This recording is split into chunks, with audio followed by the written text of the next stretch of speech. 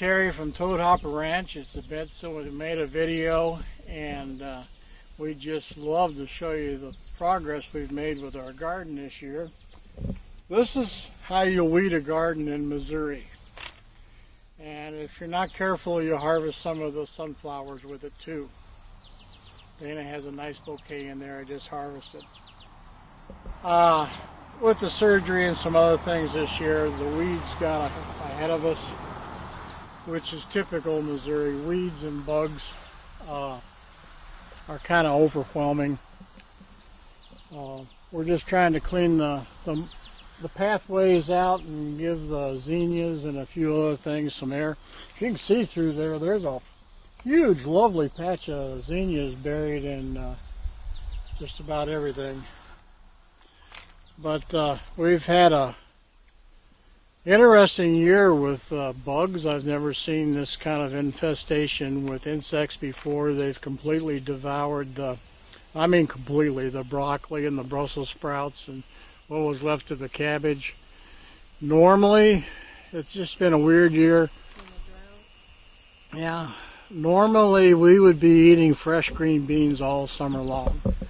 We're eating canned and dried beans left over from Ohio, which is okay. They need used up. I mean, like I told my pastor, I said, we lack nothing, but we're getting nothing out of the garden. Most of the tomatoes aren't fit to give away. We've given a few to the senior center, but with bug bites on them, they get bacteria in them and get little rotten spots, and you can't sell them or give them away. We had major success with our garlic, and we may increase the garlic this fall with the hopes of selling some at the local markets next year. The sunflowers, they are kind of a bright spot because in spite of ourselves, especially along, let me back up so she can get a shot along the driveway coming in. Look along the driveway. That greets us every day when we come in the driveway, all the sunflowers and the other mixed flowers along the edge. And that kind of makes up for not eating fresh green beans, because it is a bright spot. Speaking of green beans, I sent a picture of our harvest. That's our bean tunnel. We may end up with some yet because there's still some blooms on it. But normally those would be harvested in 65 days, and those were planted early. But she picked a total of 3 beans off of that the other day, and I took a picture of them, sent it to my family, and said, well, it looks like we're going to make a 3-bean salad for our dinner today. Literally 3 beans. But you can see where the weeds have taken over the flowers. This is mostly supposed to be flowers, and we actually have weed cloth down and wood chips on top of that for the walkway, and zinnias on one side and other wildflowers on the left, and the wild weeds kind of took over. These were some really fancy, specially bred sunflowers. Remember the name of them? Mangoes. Van Gogh. We had high hopes with them, possibly using them down the road in cut flowers or something like that. But the critters ate them off as soon as they hatched. These shorter ones here, these are for bird seed. They're black oil sunflowers, but because of the drought, they were stunted. And I don't know that there's any harvestable bird seed in there. It's just been one of those years. But on the bright spot, if she'll turn around and do a pan, we got some nice little, even the black oil sunflowers are rebudding out there in the front, and it kind of makes a nice little entranceway by our sign. And then we've got a combination of autumn beauties, and Mexican sunflowers, and some zinnias, and a couple dahlias, and morning glories along the edge of the drive. And they kind of, like I said, are a bright spot here. The rest of the garden's kind of been overrun. Her herbs have done pretty good in her buckets this year, but tomatoes are blighted, and she did can a total of 4 beets. That's a good thing because we 4 quarts of beets. We got a neighbor down the road who likes our beets, and we like to keep them happy because we get cow poo off of them. But Mexican sunflowers are our favorite. Take a look at the one in the corner of the garden there.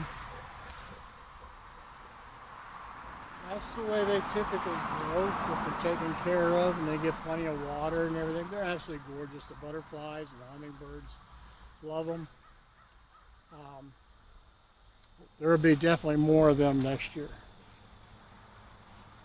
Probably going to cut back on our main garden size that we're doing in ground this year.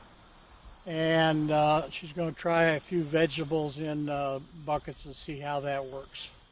Sometimes you can do better better care of a little bit than you can trying to manage a large amount. So that's kind of where we're at with the garden, just kind of trying to knock the weeds down so we can see the critters and the but we're not complaining. We're getting some tomatoes. We're going to have some good peppers. Hot peppers, I like to can those, and we're going to have some hot peppers this year, including some ghost peppers. They kind of came back. They almost dried up, and then it's like springtime for them right now. So there's some hope there. But that's what's happening on the Toad Hopper Ranch. Well, I'm going to take them over to the containers. Yeah, show them the broccoli up close. Oh. Where it's been eaten up. These are morning glories on this tunnel. And this tunnel lights up at night.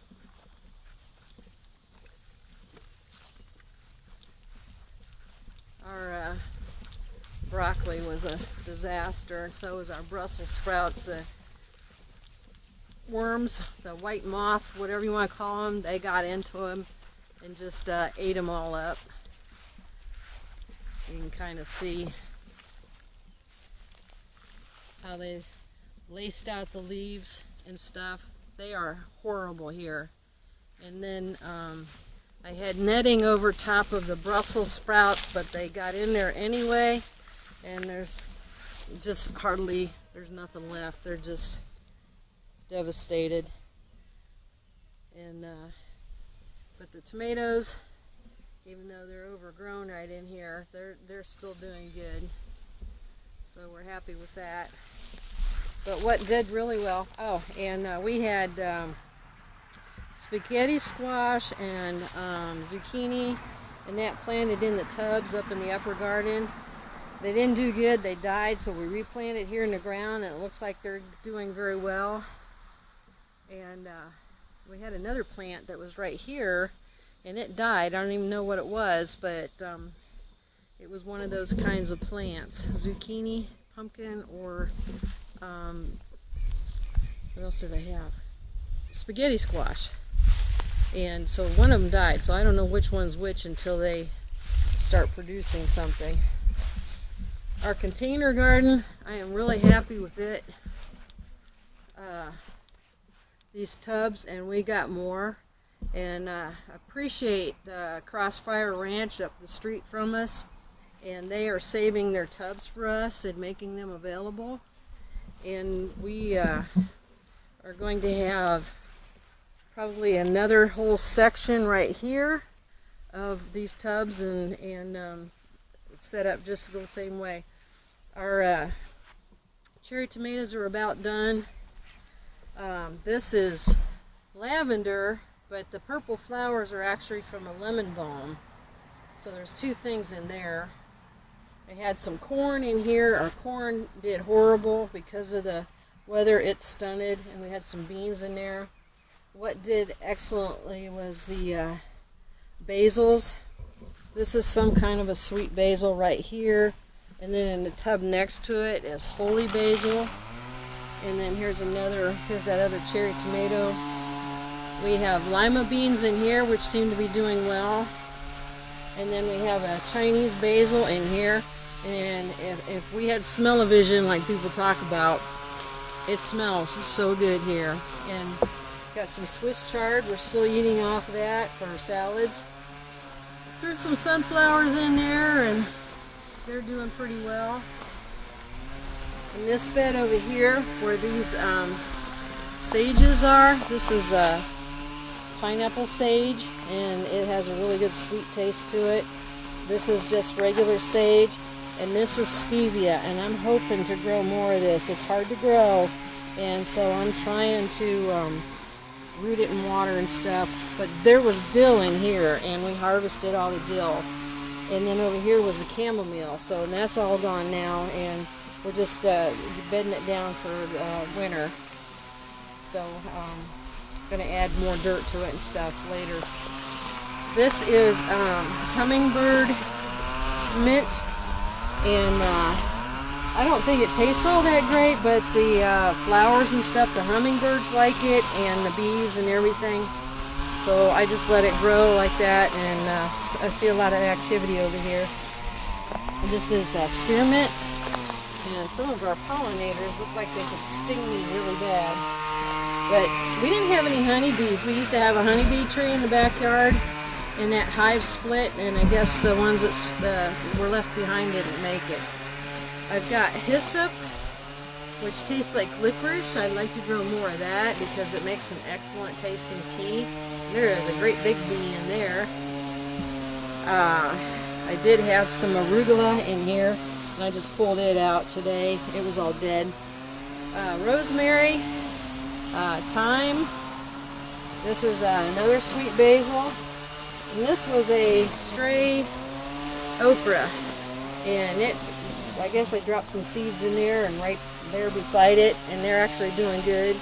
And I have some more okra over here which needs to be picked, because if it gets too big, it's nasty.